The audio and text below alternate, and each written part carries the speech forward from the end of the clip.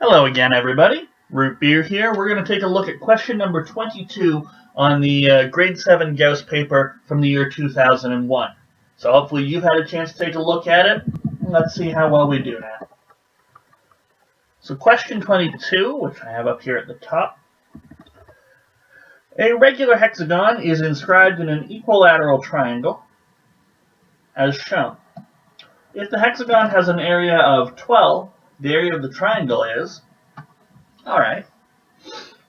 So this question, or at least the way that I'm going to try and handle it, exploits an interesting fact with equilateral triangles and regular hexagons, in that hopefully you're all familiar with the fact that equilateral triangles, so this big guy here, is going to have 60 degrees as each of the interior angles.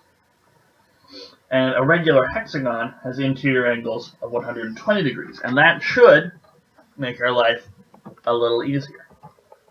Okay? So, as we usually do, we grab our pen, and let's draw a copy of the picture.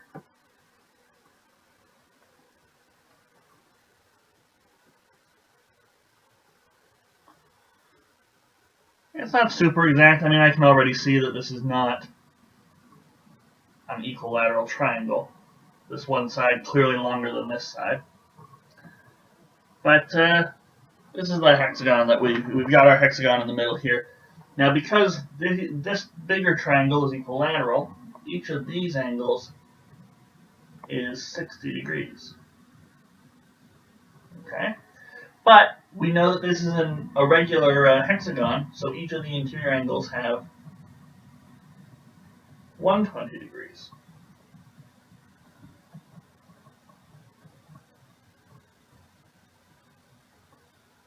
Okay, so how can we use this to our advantage? Well, the first thing that I would say is, well, an angle of 120 degrees here. To complete the whole line, we're going to have an angle of 60 degrees in here. So we get a bunch of equilateral triangles.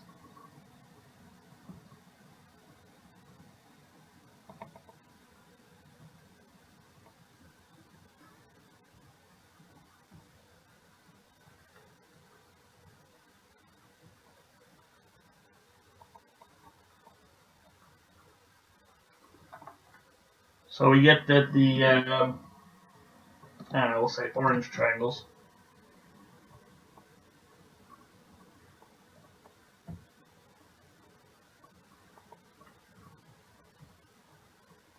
So the orange triangles are equilateral.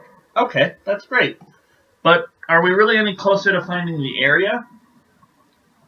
Well, maybe. We know that we have an area of 12 here. And we've got these three triangles. So if we could figure out maybe a base, well, the formula for the area of an equilateral triangle is actually pretty simple. All you do need to know is the base, because you can work out the height using Pythagorean theorem.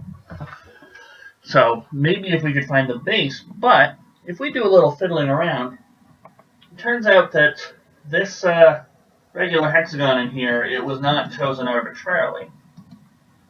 Pick another color. If I were to join up opposite points, oh geez, I'm not drawing my picture well right now.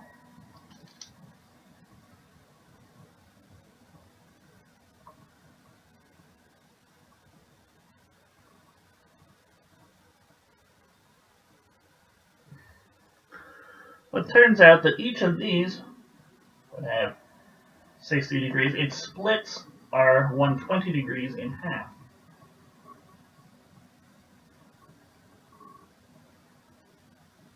So it turns out that each of the blue triangles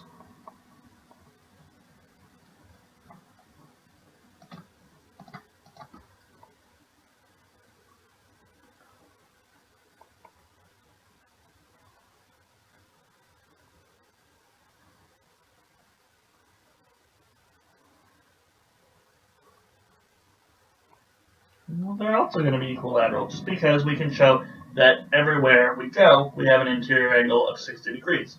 So all these blue triangles are going to be equilateral, and since they all share that common side length, because it's a regular hexagon, so the side lengths are all the same, they're actually all going to be congruent. What's more, we know that these guys are all the same. Each of these lengths are the same, but they share a side length with the orange equilateral triangles.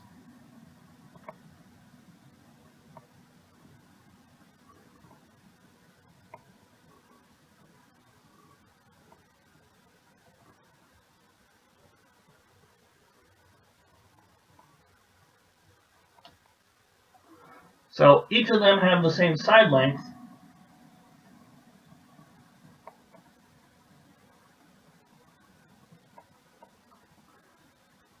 We see they are congruent.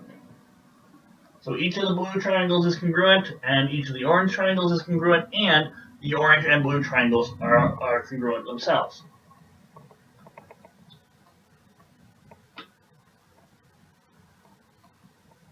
So the hexagon is just the area of 6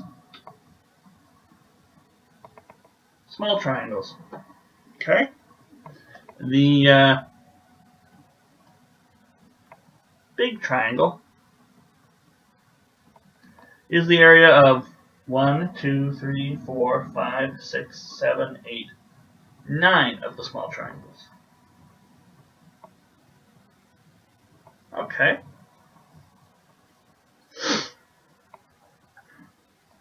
Well, we know the area of the hexagon, it's 12. So if we divide by 12 by 6, we get the area of one of these small triangles.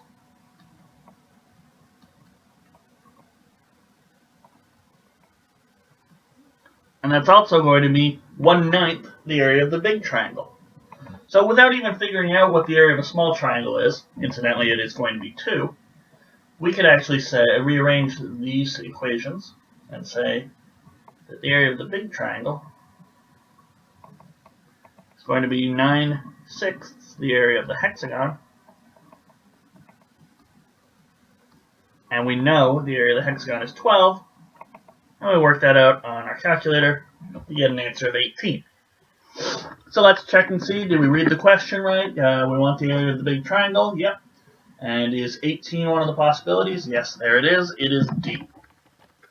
So the answer to question 22, we bubble in D, and we move on to question number 23, which we'll see in the next video.